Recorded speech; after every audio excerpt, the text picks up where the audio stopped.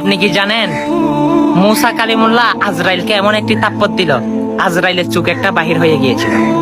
তখন সে বাহির হওয়ার সাথে সাথে আজরাইল দূরে আল্লাহর দরবারে চলে গেল। আল্লাহকে বলে, আল্লাহ, আপনার নবী মুসা কালিমুল্লাহ আমাকে তাপ্পর দিয়েছে, চোখ একটা বাহির করে ফেলেছে। তখন আল্লাহ বলে, কেন তোমাকে তাপ্পর দিয়েছে? তখন ওই আজরাইল বলে, আমি তাকে সালাম দিই নাই তাই। তখন আবার গেল, যাও আমার হুকুমে আবার হযরতে মুসা কালিমুল্লাহর কাছে যাও। তখন মুসা কালিমুল্লাহর কাছে গিয়ে বলে, আল্লাহ আমাকে আবার পাঠিয়েছে আপনার রুহু কবজ করার জন্য।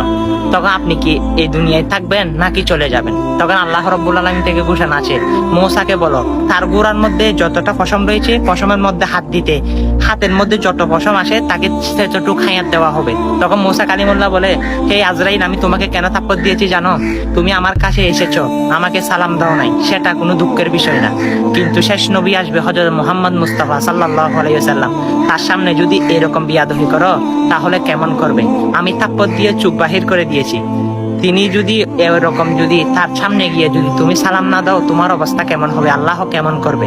হ্যাঁ, তাই আমি তোমাকে শিক্ষা দিয়েছি। দেখেন আমার নবীর জন্য মুসা কালিমুল্লাহ কত সম্মান, সুবহানাল্লাহ। সেই নবীর সম্মান আমরা দিতে পারতেছি না। এই ঘটনাটা শুনেছেন আমার নবীর জন্য, মুসা কালিমুল্লাহর জন্য। এই আজরাইলের ঘটনাটা সকল মুসলমানের কাছে ছড়িয়ে দিবেন, আমিন।